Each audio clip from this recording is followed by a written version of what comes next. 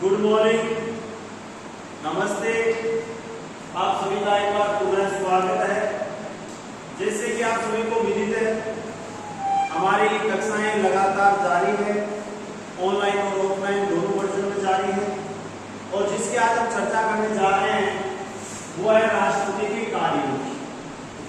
राष्ट्रपति क्या क्या कार्य करते हैं, राष्ट्रपति के कार्य एवं शक्तियां क्या क्या होती है, राष्ट्रपति के कार्य एवं शक्तियां, यानी राष्ट्रपति के पास में क्या क्या पावर होती है, इसकी आज हम चर्चा करेंगे। सामान्यतः हमने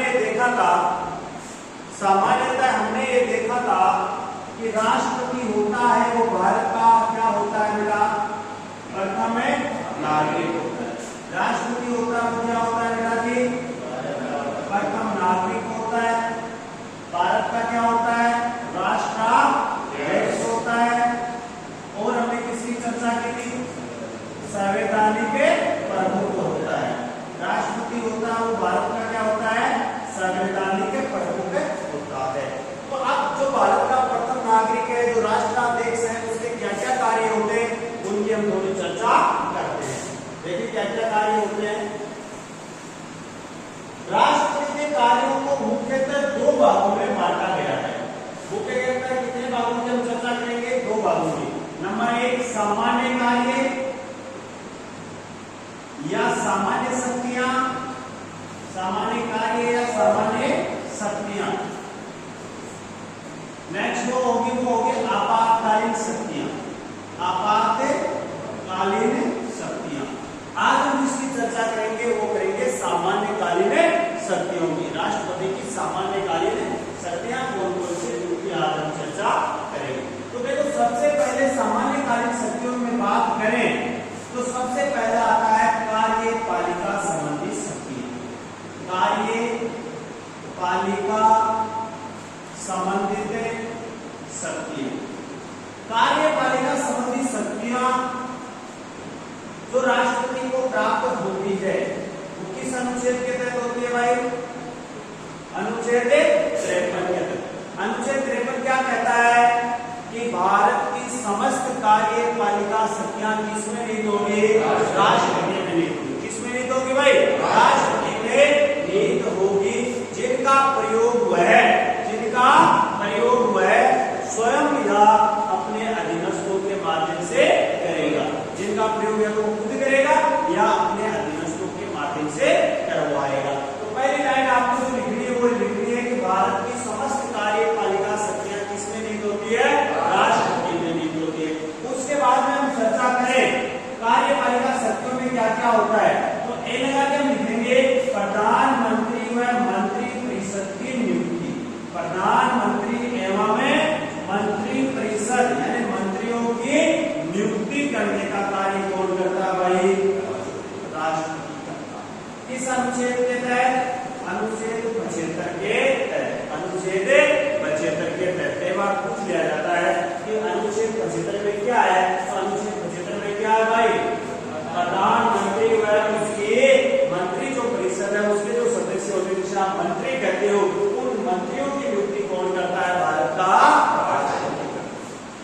तो क्या प्रधानमंत्री किसे बनाया जाता है, जिसे लोकसभा में क्या होता है, बहुमत प्राप्त होता है, उस दल के नेता को भारत का राष्ट्रपति प्रधानमंत्री नियुक्त कर देता है। जबकि ये मंत्री होते हैं ना, इन मंत्रियों की नियुक्ति प्रधानमंत्री की सिफारिश पर, इन मंत्रियों की नियुक्ति प्रधानमंत्री की सिफारिश पर कौन करता है भाई, राष्ट्रपति करता है। कौन करता है भाई, राष्ट्रपति करता है। तो थोड़ा आप लिखेंगे पहले, लिखे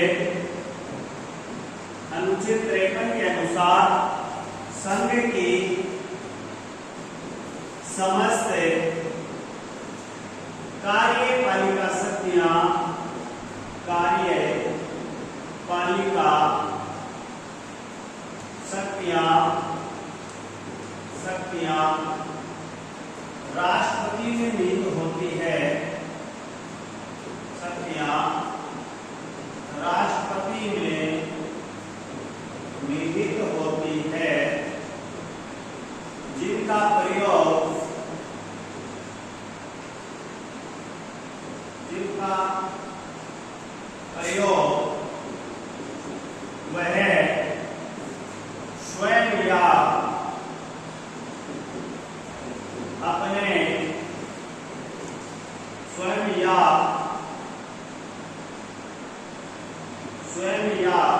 अपने अधीनस्थों के माध्यम से करता है, के माध्यम से करता है। या तो राष्ट्रपति खुद करता है या अपने अधीनस्थों के माध्यम से करता है। ये चर्चा हमारी हो गई। अब इसमें आपको जो लिखना है वो एक नंबर लगा के लिखना है कि प्रधानमंत्री क्या क्या कार्य करता है कार्यपालिका में। तो पहला कार्य है प्रधानमंत्री एवं लिखने साथ में प्रधानमंत्री एवं मंत्रियों की नियुक्ति, मंत्रियों की नियुक्ति, प्रधानमंत्री एवं मंत्रियों की नियुक्ति लिखेंगे, मंत्रियों की नियुक्ति। अनुच्छेद 75 के अनुसार, अनुच्छेद 75 के अनुसार प्रधानमंत्री की नियुक्ति, अनुच्छेद 75 के अनुसार प्रधानमंत्री की नियुक्ति राष्ट्रपति द्वारा की जाती है। प्रधानमंत्री की नियुक्ति राष्ट्रपति द्वारा की जाती है,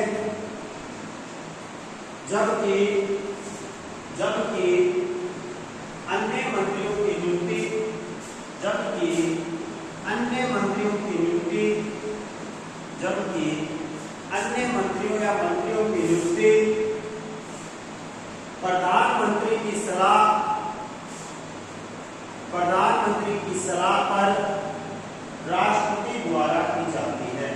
मंत्रियों की नियुक्ति प्रधानमंत्री की सलाह पर राष्ट्रपति के द्वारा की जाती है, राष्ट्रपति के द्वारा की जाती है।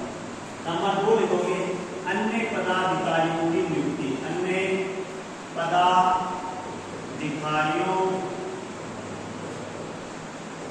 अन्य पदाधिकारियों की नियुक्ति, अन्य पदाधिकारियों की नियुक्ति। अन्य जो लोग हैं उनकी भी नियुक्ति। नंबर 1 महान्यायवादी। कौन करता है महान्यायवादी की? राष्ट्रपति।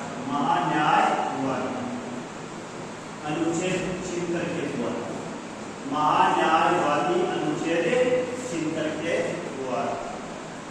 नंबर 2 सुप्रीम कोर्ट का मुख्य न्यायाधीश, सुप्रीम कोर्ट का मुख्य न्यायाधीश यानी chief justice for India. Supreme court का मुख्य न्यायाधीश चीफ जस्टिस फॉर इंडिया एवं अन्य न्यायाधीशों एवं सुप्रीम कोर्ट के अन्य न्यायाधीशों की नियुक्ति भी राष्ट्रपति करता है, नियुक्ति भी राष्ट्रपति करता है। इस अनुच्छेद के तहत 124 के तहत, इस अनुच्छेद के तहत 124 के तहत क्वेश्चन ये आता है महान्यायवादी की नियुक्ति किस अनुच्छेद के तहत होती है भाई? अनुच्छेद 76 के। याद हो जाएगा महान्यायवादी की नियुक्ति किस अनुच्छेद के तहत होती है? 76 के तहत। कौन करता है? भारत का राष्ट्रपति। कौन करता है? भारत का राष्ट्रपति। कौन होता है महान्यायवादी? महान्यायवादी भारत का या भारत सरकार का सबसे बड़ा वकील होता है। महान्यायवादी सरकार का सबसे बड़ा अधिवक्ता होता है, जो सुप्रीम कोर्ट के द्वारा या हाई कोर्ट के द्वारा समय समय पर सरकार को जो तथ्य पेश किए जाते हैं या सरकार जो हलफनामे या सरकार जो केस डायरी वगैरह जो सुप्रीम कोर्ट में या हाई कोर्ट में अपना पक्ष रखती है, तो वो किसके माध्यम से रखती है भाई? महान्यायवादी द्वारा रखा जाता है। यानी सुप्रीम कोर्ट ने पूछ लिया सरकार से कि मनरेगा की राशि इतने रुपए की क्यों है? जो आरटीआई एक्ट बना हुआ है, RTE राइट टू एजुकेशन जो कानून बना उसमें जो कमियां है सरकार ने उसके ऊपर सरकार से उसके ऊपर सुप्रीम कोर्ट ने क्या मांग लिया? जवाब मांग लिया कि इसमें जो कमियां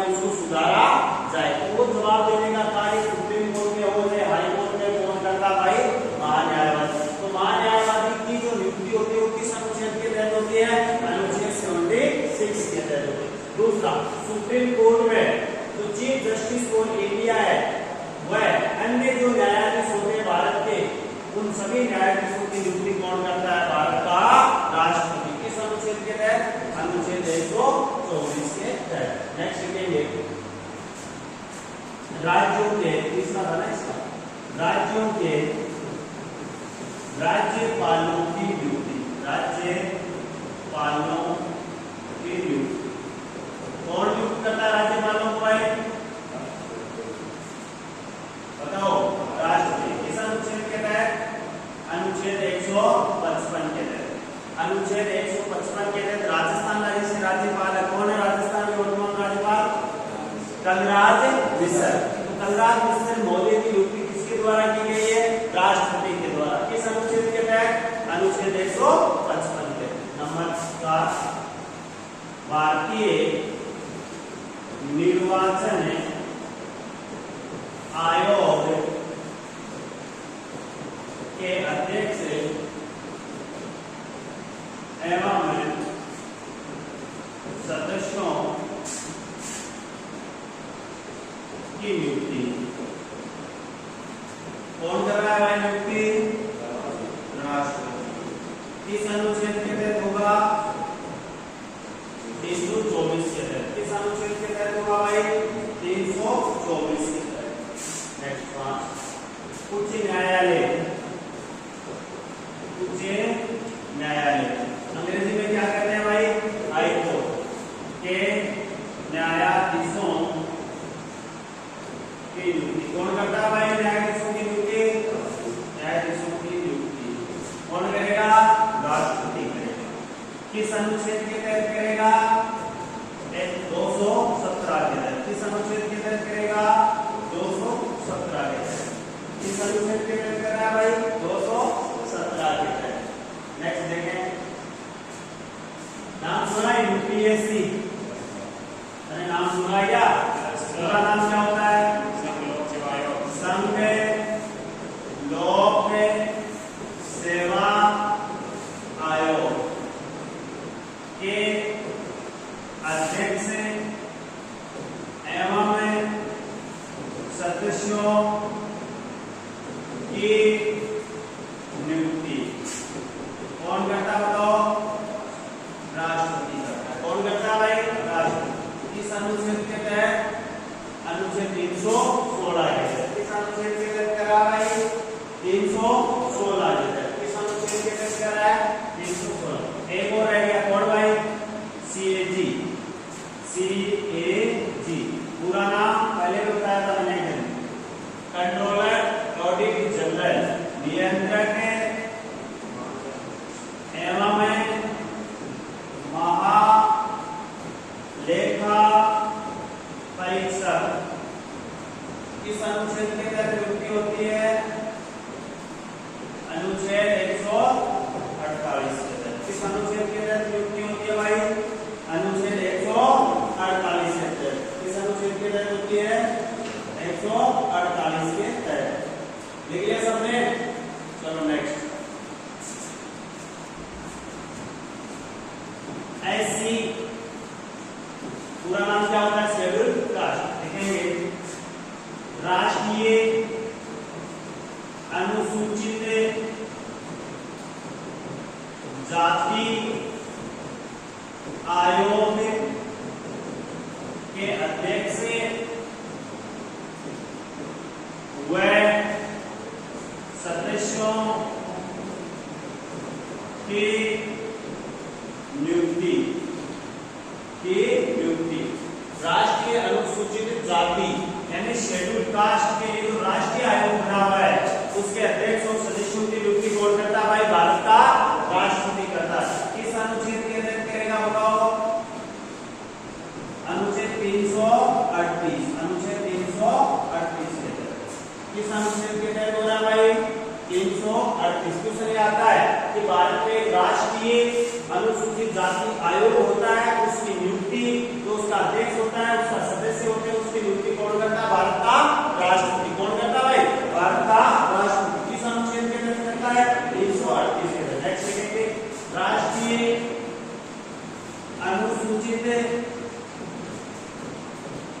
जनजाति आयोग, जनजाति आयोग यानी एसटी आयोग, अनुसूचित जनजाति आयोग एसटी आयोग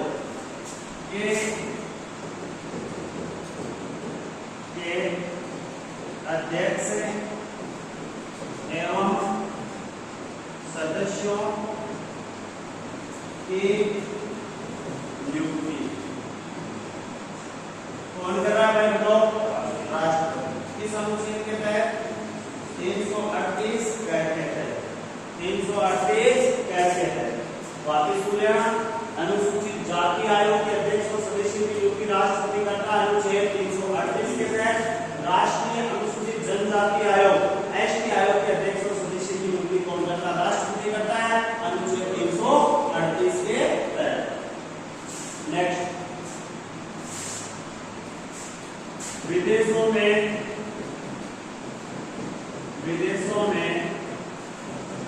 भारतीय राजदूतों एवं उच्चायुक्तों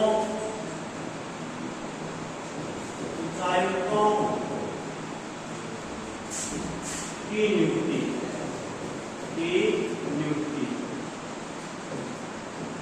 केंद्रीय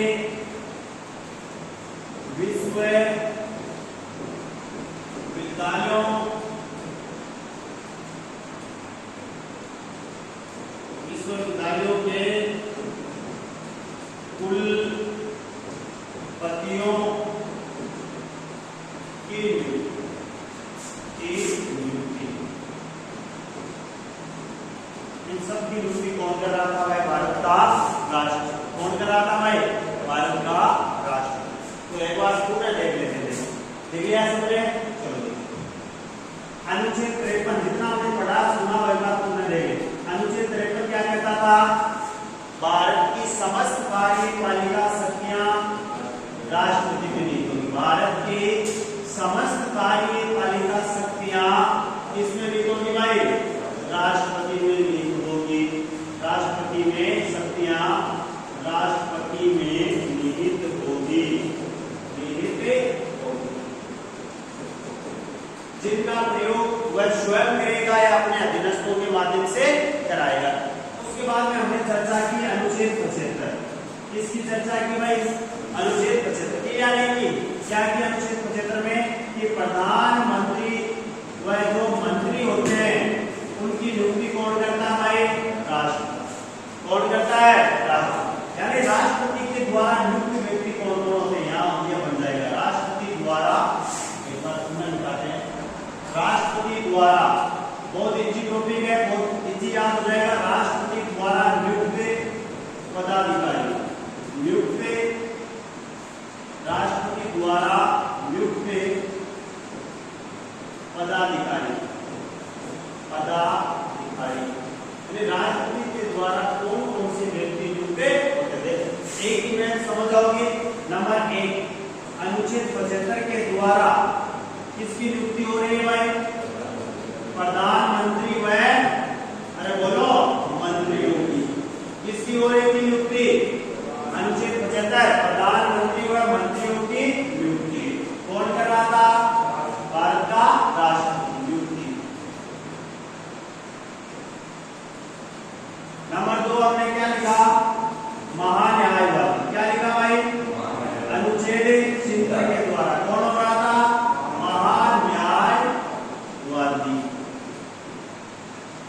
उसके बाद में हमने क्या लिखा? CJI, chief justice of India. कौन है भाई? धनराज धनंजय चंद्रचूड़।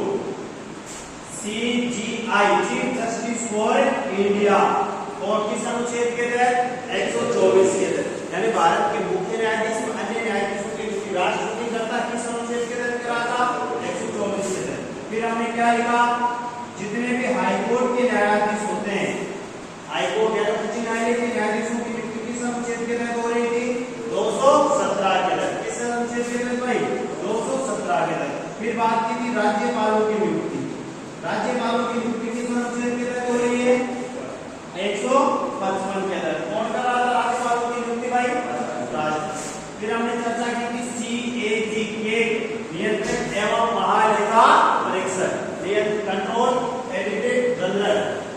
जनरल, नियंत्रक एवं महालेखा परीक्षक, नियंत्रक एवं महालेखा परीक्षक इस अनुच्छेद के तहत हो रहेंगी 148 के तहत। फिर हमने चर्चा की भाई आगे,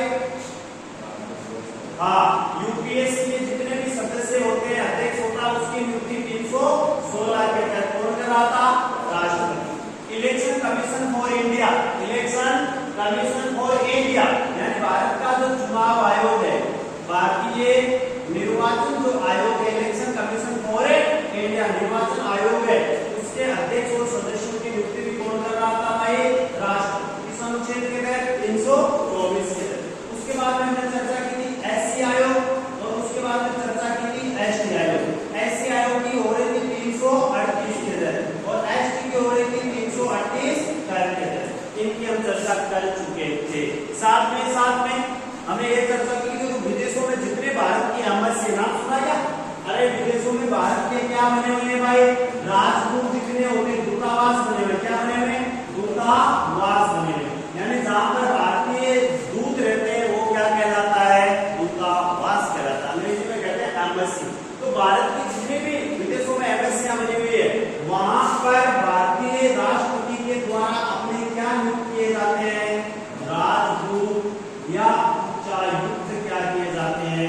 उच्चायुक्त नियुक्त किए जाते हैं। इनकी नियुक्ति भी कौन करता है? राष्ट्रपति। और जितनी सेंट्रल केंद्रीय यूनिवर्सिटियां होती है, जितनी भी सेंट्रल यूनिवर्सिटियां होती है ना, उन जितने की जो कुलपति होते हैं ना, उनकी नियुक्ति भी कौन करता है?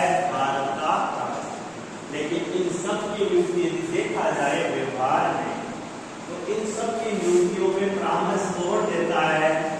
प्रधानमंत्री या उसकी मंत्री। ये शक्तियां मिली किसको है? राष्ट्रपति।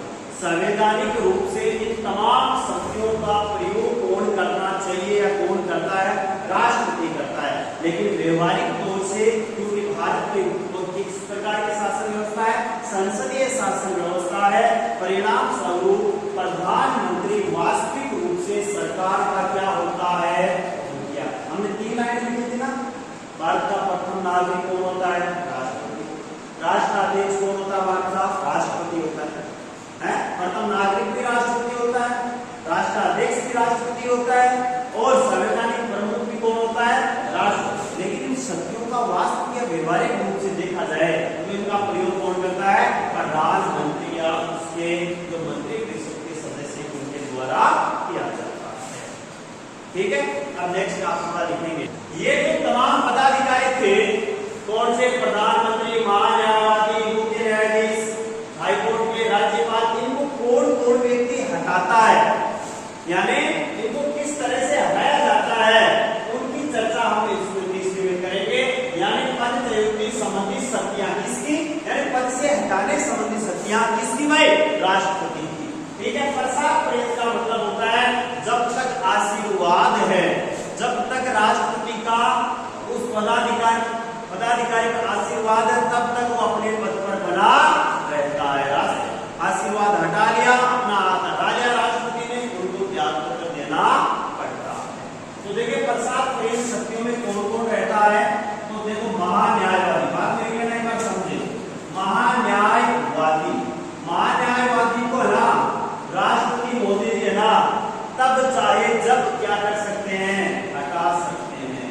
तब चाहे जब क्या कर सकते हैं? हटा सकते हैं। भारत का सबसे बड़ा वकील होता है महान्यायवादी। सरकार की तरफ से कोर्ट में पेश भी करता है, सरकार की तरफ से कोर्ट में दलीलें रखता है, सरकार की तरफ यानी सरकार का पक्ष कोर्ट में रखता है। तो महान्यायवादी की नियुक्ति भी कौन करता है? राष्ट्रपति। और हटाता भी कौन है? राष्ट्रपति। नंबर 2, राज्यों के क्या होते हैं भाई? राज्यपाल। राज्यों के क्या होते हैं? राज्यपाल। नियुक्ति भी कौन करता है? राष्ट्रपति। हटाता भी कौन है? राष्ट्रपति। आज कलराज मिश्र राजस्थान के क्या है? राज्यपाल। लेकिन थोड़ी देर बाद में सुनने को मिलेगी राजस्थान के राज्यपाल को हटा दिया गया। किसके द्वारा? राष्ट्रपति के द्वारा। तीसरा, प्रधानमंत्री व उसके मंत्रियों, प्रधानमंत्री व मंत्रियों को भी राष्ट्रपति के द्वारा क्या किया जाता है? हटाया जाता है। राष्ट्रपति के द्वारा द्वारा क्या किया जाता है, लेकिन देखो इनको व्यवहार में ना, इन तमाम शक्तियों का प्रयोग व्यवहार में कौन करती है भाई, केंद्रीय मंत्री परिषद। और केंद्रीय मंत्री परिषद का हेड कौन होता है, प्रधानमंत्री। कौन होता है, प्रधानमंत्री। यानी मान लो लोकसभा में प्रधानमंत्री के पास में बहुमत नहीं है, बहुमत नहीं है, तो ऐसी बात किसको कहेगा, राष्ट्रपति को। राष्ट्रपति तुरंत प्रभाव से प्रधानमंत्री और उसकी मंत्री को क्या कर देगा, बर्खास्त कर देगा। महान्यायवादी की नियुक्ति राष्ट्रपति करता है, लेकिन जो केंद्रीय मंत्री परिषद कहती है ना, अमुक व्यक्ति को ही क्या बनाना है, महान्यायवादी बनाना, उसी को बनाती है।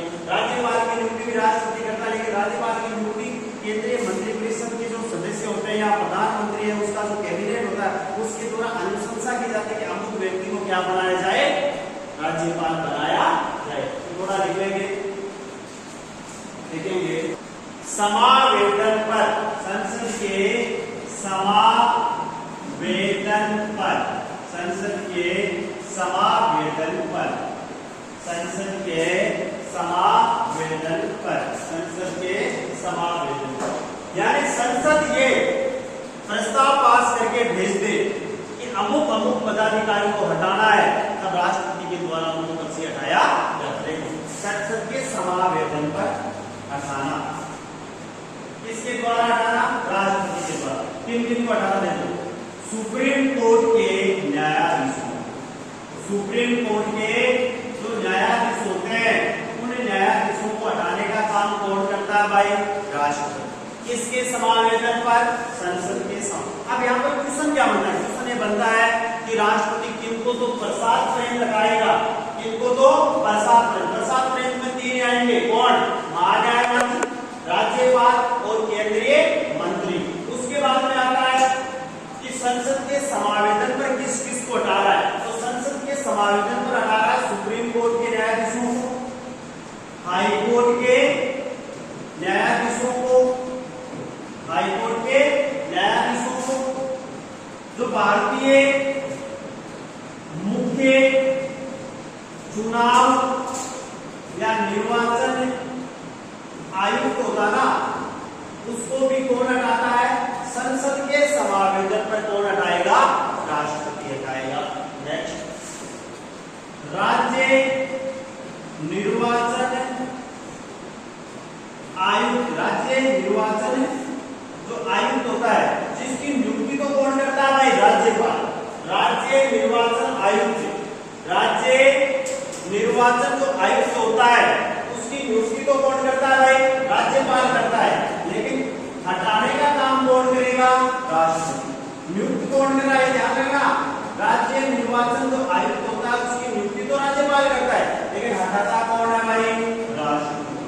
कौन हटाता है भाई, राष्ट्रपति के द्वारा उनको हटाया जाता है। इसके साथ ही साथ एबीसीडी हो गया।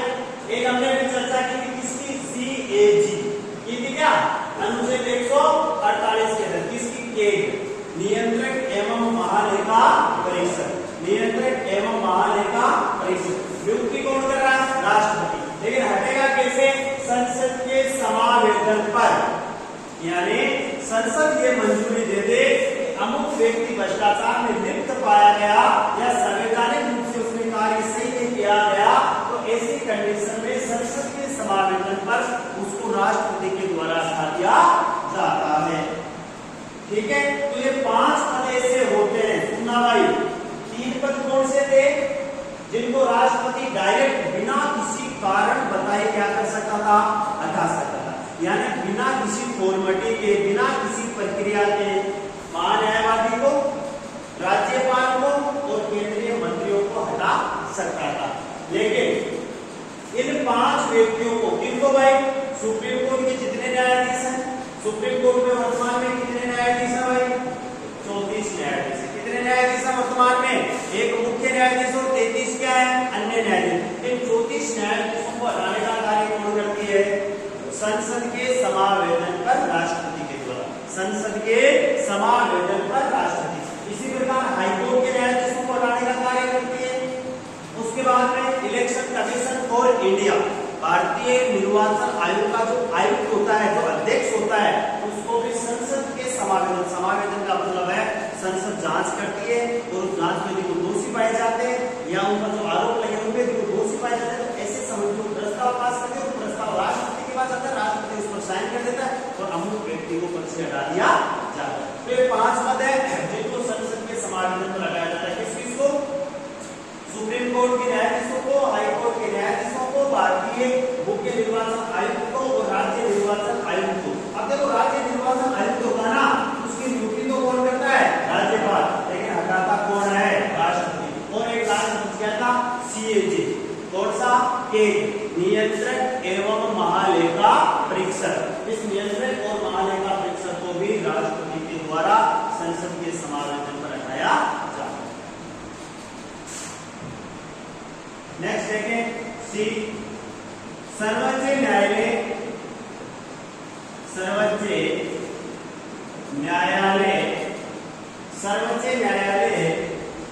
के समावेदन पर, सर्वोच्च न्यायालय के समावेदन पर, सर्वोच्च न्यायालय के समावेदन पर, यानी पहले हमने चर्चा की कि राष्ट्रपति बिना किसी कारण के प्रसाद पर्यंत, यानी 3 व्यक्तियों को तो राष्ट्रपति बिना किसी कारण के जब चाहे क्या कर सकता है? पद से हटा सकता है। फिर हमने चर्चा की कि संसद यदि प्रस्ताव पास कर दे किसके विरुद्ध? किसी भी सुप्रीम कोर्ट के न्यायाधीश, हाई कोर्ट के न्यायाधीश या मुख्य निर्वाचन आयुक्त भारत सरकार, भारत का या राज्य का मुख्य निर्वाचन आयुक्त जिसकी नियुक्ति राष्ट्रपति करता है, या केंद्र के विरुद्ध, तो ऐसी कंडीशन में भी संसद के समावेदन पर इन 5 व्यक्तियों को हटाया जा सकता है। नेक्स्ट देखें,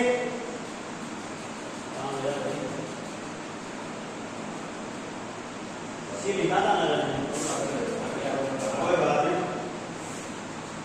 अच्छा, सर्वोच्च न्यायालय के समावेदन पर, सर्वोच्च न्यायालय के समावेदन पर हटने 2 व्यक्ति हैं। कौन कौन? हमने अभी चर्चा की थी ना, किसकी भाई? किस अनुच्छेद के तहत इसका हो रहा था? 316 के तहत इनके अध्यक्ष व सदस्यों की क्या हो रही थी? नियुक्ति। अध्यक्ष व सदस्यों की क्या हो रही थी? नियुक्ति। तो अनुच्छेद 316 जिसमें यूपीएससी के संघ लोक सेवा आयोग के अध्यक्ष और सदस्य जो नियुक्त हो रहे थे ना, उनको हटाने का कार्य कौन करता है? राष्ट्रपति करता है। लेकिन किसके समावेदन पर? सर्वोच्च न्यायालय के समावेदन। सर्वोच्च न्यायालय जांच करता है। किसकी जांच करेगा? यूपीएससी के अध्यक्ष और सदस्य।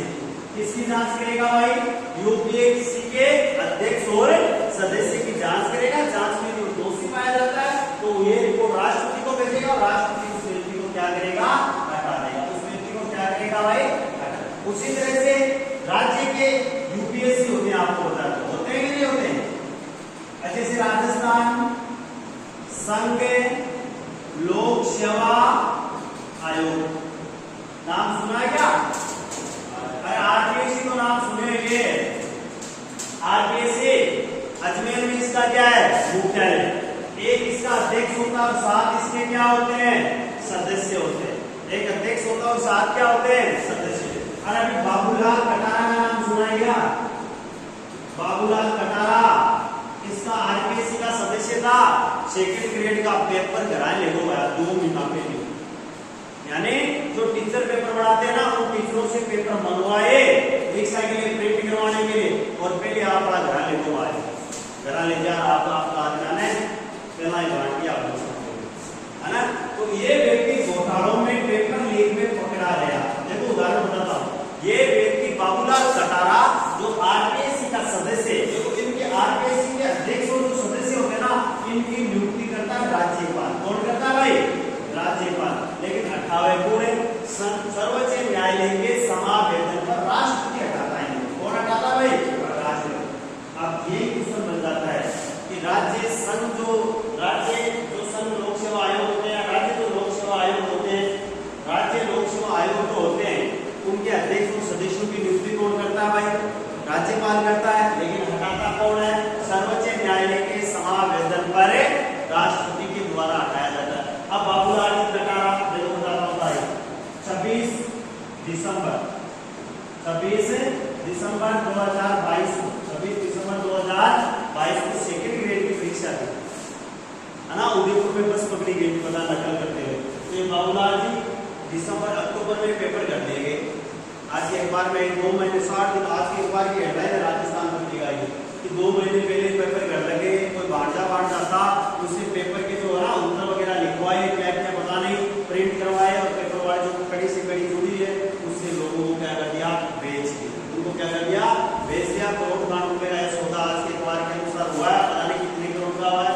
लेकिन ये बाबूलाल जी का समस्या ये आ गई कि बाबूलाल जी हैं, उनको राजस्थान सरकार क्या नहीं कर सकती, हटा नहीं सकती।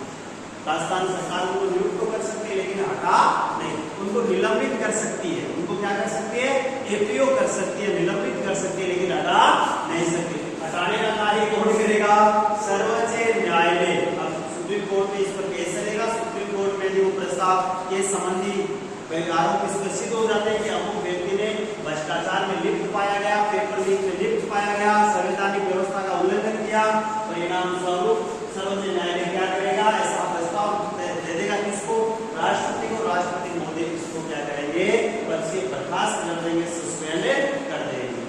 ठीक है, थोड़ा लिख लें, थोड़ा लिख लें। अनुच्छेद 77 कल सारे लिखा दे, वापस सुनना। अनुच्छेद 77 ये कहता है कि भारत सरकार के, सुनना भाई, भारत सरकार के, जिन्होंने नहीं लिखा वो लिख लेना, भारत सरकार के समस्त प्रशासनिक एवं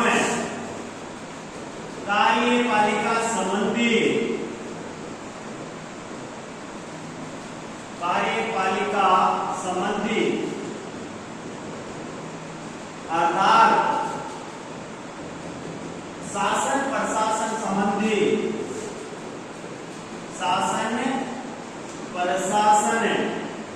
संबंधी संबंधित सभी कार्य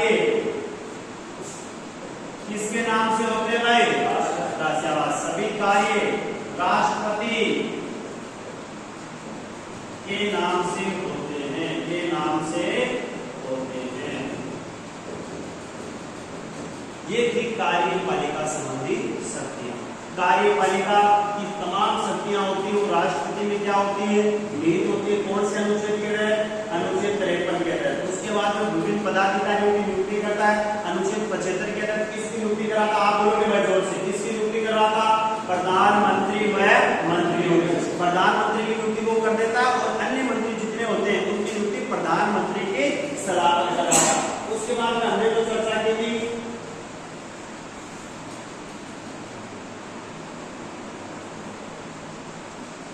राष्ट्रपति द्वारा अन्य कौन कौन से होते हैं, तो अनुच्छेद 76 के द्वारा कौन आ रहा था भाई, महान्यायवादी। अनुच्छेद 76 के तहत कौन आ रहा था, महान्यायवादी। भारत का मुख्य न्यायाधीश वो अन्य जितने न्यायाधीश है सुप्रीम कोर्ट के, उनकी नियुक्ति कौन कर रहा था, राष्ट्रपति। हाई कोर्ट के जितने न्यायाधीश है उनकी नियुक्ति भी अनुच्छेद 217 के तहत कौन कर रहा था, राष्ट्रपति। राज्यपालों की नियुक्ति 155 के तहत कौन कर रहा था, राष्ट्रपति। सीएजी के नियंत्रक एवं महालेखा परीक्षक, इसकी नियुक्ति रहा था राष्ट्रपति। इस अनुच्छेद के तहत 148 के तहत। उसके बाद में यूपीएससी के जितने अध्यक्ष और सदस्य होते हैं, एक अध्यक्ष होता है, बाकी सदस्य होते हैं, उनकी नियुक्ति भी कौन कर रहा था, राष्ट्रपति। इस अनुच्छेद के तहत 316 के तहत। भारतीय निर्वाचन आयोग, election commission for India, election commission for India के जो एक अध्यक्ष और 2 अन्य सदस्य होते हैं, 3 होते हैं, एक अध्यक्ष होता है और 2 अन्य सदस्य होते हैं, इनकी नियुक्ति 324 के तहत कौन कर रहा था, राष्ट्रपति कर रहा था। अनुसूचित राष्ट्रीय अनुसूचित जो जाति आयोग बना हुआ है, राष्ट्रीय अनुसूचित जो जाति आयोग बना हुआ है, एसटी और एसटी जो आयोग बने हैं उनके अध्यक्षों की नियुक्ति, सदस्यों की नियुक्ति कौन करता है, राष्ट्रपति। इस अनुच्छेद के तहत 338 और 338 एक के तहत। विदेशों में भारत के जितने दूतावास हैं वहां पर जो राजदूत रहते हैं उनकी नियुक्ति भी कौन करता है, भारत का राष्ट्रपति। और जितनी सेंट्रल यूनिवर्सिटियां हैं, केंद्रीय जो विश्वविद्यालय हैं, उनके कुलपतियों की नियुक्ति भी कौन कर रहा था, राष्ट्रपति। ये तो नियुक्ति संबंधी थे। उसके बाद में था कि राष्ट्रपति पद से किस किस को हटा सकता है, तो राष्ट्रपति पद से हटाता 3 तरीके से। कितने तरीके से, 3। एक तो डायरेक्ट हटा सकता है, एक संसद के समावेदन पर हटाता है और एक सर्वोच्च न्यायालय के समावेदन। 3 तरीके से तो हटा रहा है। खुद डायरेक्ट बिना किसी नोटिस के, बिना किसी कारण के, बिना किसी प्रक्रिया प्रक्रिया का यूज करते हुए 3 व्यक्तियों को हटा सकता है। किसको? महान्यायवादी को, राज्यपालों को और केंद्रीय मंत्री जो सदस्य होते हैं केंद्रीय मंत्रिमंडल के या जो केंद्रीय मंत्री है भारत के, उनको भी पद से हटा सकता है बिना किसी कारण के, बिना किसी प्रक्रिया के। उसके बाद में चर्चा हमारी होगी कि संसद के समावेदन पर कितनों को हटाता है? 5। संसद के समावेदन पर कितने को हटाना है? 5 को। नंबर 1, सुप्रीम कोर्ट के जितने न्यायाधीश हैं, सुप्रीम कोर्ट के जितने न्यायाधीश हैं उन सबको हटा सकता है। हाई कोर्ट के जितने न्यायाधीश हैं उनको, भारतीय जो मुख्य निर्वाचन आयुक्त होता है यानी इलेक्शन कमीशन ऑफ इंडिया का जो अध्यक्ष होता है उसको, और राज्य निर्वाचन आयुक्त को। अब राज्य निर्वाचन आयुक्त के जो अध्यक्ष होता है, मुख्य जो आयुक्त होता है, उसकी नियुक्ति तो कौन करता है? राज्यपाल। लेकिन हटाता कौन है? संसद के समावेदन पर राष्ट्रपति। और जो CAG नियंत्रक एवं महालेखा परीक्षक अनुच्छेद 148 के तहत उसको भी हटाने का कार्य कौन करता है? राष्ट्रपति करता है। किसके समावेदन पर? 3 प्रकार से हटा सकता है। डायरेक्ट हटा सकता है, संसद के समावेदन पर हटा देगा, और सर्वोच्च न्यायालय के समावेदन। सर्वोच्च न्यायालय के समावेदन पर 2 को हटाता है, एक तो UPSC के अध्यक्ष और सदस्यों को, और एक RPSC यानी राज्य जो लोक सेवा आयोग होता है, जैसे राजस्थान में कौन है?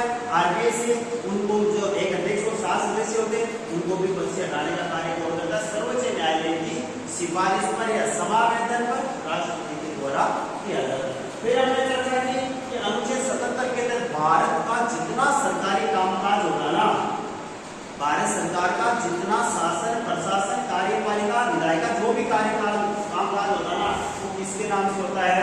भारत के राष्ट्रपति के नाम से। नेक्स्ट लिखेंगे 2 नंबर, विधायिका संबंधी कार्य या विधायक शक्ति, विधायक शक्तियां या विधायिका संबंधी कार्य, विधायिका संबंधी कार्य। विधायिका संबंधी कार्यों की चर्चा करें तो विधायिका का मतलब क्या होता है? कानून बनाना। क्या नाम तेरा? भार्गव। कानून बनाना। विधायिका मतलब क्या होगा? कानून। देखो, भारत की राष्ट्रीय विधायिका क्या कहलाती है? संसद। भारत की राष्ट्रीय विधायिका क्या कहलाती है? संसद। संसद के कितने सदन होते हैं? 2 सदन होते हैं। कितने सदन होते हैं भाई? 2। कौन कौन से होते हैं? लोकसभा और राज्यसभा। अंग कितने होते हैं संसद के? 3 होते हैं। अंग कितने होते हैं संसद के? 3 होते हैं। कौन कौन से? 3 अंग। 3 क्या होते हैं? अंग। कौन कौन से? राष्ट्रपति, लोकसभा और राज्यसभा। हमने चर्चा की थी किस शब्द की भाई? सरल। स से संसद। किस अनुच्छेद के तहत? 79। अनुच्छेद 79। उसके बाद में राज्यसभा। उसके बाद में राज्यसभा किस अनुच्छेद के तहत? 80। और लोकसभा 81। लोकसभा 81 के तहत। तो राष्ट्रपति संसद का क्या है? अभिन्न अंग। संसद का क्या है? अभिन्न अंग। इसलिए देखो, इसलिए क्या होता है? संसद के 1 वर्ष में भारत में वर्तमान में कितने सत्र होते हैं? 3 सत्र होते हैं। कितने सत्र होते हैं भाई? 3। देखो, इसका पहला विधायी कार्य होता है राष्ट्रपति का, वो सुन लो। वो पहला विधायी कार्य होता है संसद के सत्र आहूत करना, यानी संसद के सत्रों को बुलाना। पहला क्या होता है? संसद के सत्रों को बुलाना। दूसरा होता है सत्र अवसान घोषित करना। सत्र अवसान करना। और तीसरा लोकसभा को भंग करना। लोकसभा को भंग करना किस अनुच्छेद के तहत होता है भाई? ये सबसे बड़ा है। अनुच्छेद 85 कहता है कि भारत का राष्ट्रपति संसद का सत्र बुलाएगा। संसद का सत्र बुलाने का मतलब है छुट्टियां संसद गई है, संसद के सदस्य कहाँ गए हैं? घर पे गए हैं, सो रहे हैं, छुट्टियां मना रहे हैं। लेकिन देश को कानून वगैरह की आवश्यकता पड़ती है, समय समय पे बजट की, तो क्या किया जाता है? प्रति वर्ष देखो संविधान में मूलतः तो ये कहा गया कि 2 सत्रों के बीच में 6 महीने से ज्यादा का अंतर नहीं होना चाहिए। तो वर्तमान में भारत में मुख्यतः कितने सत्र बुलाए जाते हैं? 3 सत्र। भार्गव, कितने सत्र बुलाए जाते हैं बेटा? 3 सत्र बुलाए जाते हैं। कितने सत्र बुलाए जाते हैं बेटा? 3 सत्र बुलाए जाते हैं। कितने महीने होते हैं एक वर्ष में? अरे कितने महीने होते हैं? 12 महीने होते हैं क्या? इन 3 महीनों में जो सत्र होता है ना, वो कौन सा होता है? बजट सत्र। कौन सा होता है? बजट सत्र। जो सबसे लंबा सत्र होता है, इसमें तमाम जितने वित्तीय संबंधी यानी बजट संबंधी कार्य किया जाता है। बजट किसे कहते हैं? किसे कहते हैं? एक वर्ष का जो वित्तीय लेखा जोखा होता है ना, एक वर्ष का वित्तीय लेखा जोखा क्या कहलाता है? बजट कहलाता है। एक वित्त वर्ष का लेखा जोखा क्या कहलाता है? वित्त वर्ष कब से कब तक चलता है? वित्त वर्ष होगा 1 अप्रैल से लेकर 31 मार्च तक। कब से कब चलता है? 1 अप्रैल से लेकर 31 मार्च तक क्या होता है? एक वित्त वर्ष होता है। तो बजट सत्र कब बुलाया जाता है? फरवरी, मार्च और अप्रैल तक चलता है। चलता है नहीं चलता है भाई? चलो बढ़िया बात है। उसके बाद में आता है कौन सा? बजट सत्र के बाद में कौन सा आता है? जल्दी से। बजट सत्र के बाद में आता है आपका मानसून सत्र। कौन सा आता है भाई? मानसून सत्र। अरे बरसात कब है? जुलाई में या हमारी नहीं, लेकिन मानसून कब आता है? जुलाई, अगस्त और सितंबर। जुलाई, अगस्त और सितंबर में कौन सा सत्र हो जाएगा? मानसून सत्र। अरे सर्दी कब आरंभ हो जाती है? नवंबर दिसंबर में। कौन सा आएगा सत्र? शीतकालीन सत्र। कौन सा आएगा? शीतकालीन सत्र। कौन सा सत्र आएगा भाई? शीतकालीन सत्र। तो विधायक शक्तियां भी राष्ट्रपति को प्राप्त है। डिटेल में चर्चा हम कल करेंगे। एक बार पुनः सुन लेना। अनुच्छेद 85 के तहत, अनुच्छेद 85 के तहत हमने चर्चा आगे की कुछ पहले देखो। भारतीय संविधान का अनुच्छेद 79। भारतीय संविधान का अनुच्छेद कौन सा भाई? 79। तो क्या कहता है? भारत की एक संसद होगी। जो क्या कहता है? भारत की एक संसद होगी। अनुच्छेद 79 क्या कहता है? भारत की एक संसद होगी जिसके 2 तो क्या होंगे? सदन होंगे। कौन कौन से? लोकसभा और राज्यसभा। 3 उसके क्या होंगे? अंग होंगे। कौन कौन से? राष्ट्रपति, लोकसभा और राज्यसभा। राज्यसभा, लोकसभा और राष्ट्रपति क्या होंगे? 3 अंग होंगे। तो अंग होने का मतलब ये हुआ कि अनुच्छेद 85 के अनुसार भारत का राष्ट्रपति संसद का क्या बुला सकता है? सत्र बुला सकता है। संसद के सत्र को क्या कर सकता है? डिसमिस कर सकता है, यानी सत्र अवसान घोषित कर सकता है। ये सत्र चल रहा है। अब देखो यहाँ 2 चीजें। सत्र अवसान का तो कार्य करता है राष्ट्रपति, और संसद को स्थगित करने का, सत्र को स्थगित करने का कार्य करता है लोकसभा अध्यक्ष। कौन करता है भाई? लोकसभा अध्यक्ष। यानी जो स्पीकर होगा ना, ओम बिरला वर्तमान में लोकसभा के अध्यक्ष हैं, और राज्यसभा के सभापति कौन है? जगदीप धनखड़, जो भारत के क्या होते हैं? उपराष्ट्रपति। इन दोनों के द्वारा क्या किया जाता है भाई? संसद का जो सत्र होता है ना, उसको स्थगित किया जा सकता है, लेकिन सत्र अवसान करने का कार्य कौन करता है? भारत का राष्ट्रपति। संसद को सत्र को बुलाना, सत्र अवसान करना, और लोकसभा को प्रधानमंत्री की सिफारिश पर, लोकसभा को प्रधानमंत्री की सिफारिश पर 5 वर्ष पहले, लोकसभा कार्यकाल 5 वर्ष, लेकिन लोक प्रधानमंत्री की सिफारिश पर लोकसभा के जो कार्यकाल होता है 5 वर्ष का, उससे पहले भी उसको बंद किया जा सकता है। एक वित्त वर्ष में मुख्यतः 3 सत्र होते हैं। एक जो वित्त वर्ष होता है कब होता है भाई? यानी 12 महीने में 3 सत्र होते हैं। बजट सत्र फरवरी, मार्च, अप्रैल सबसे बड़ा सत्र होता है। जुलाई, अगस्त, सितंबर मानसून सत्र होता है, और नवंबर, दिसंबर में शीतकालीन सत्र होता है। धन्यवाद, नमस्कार।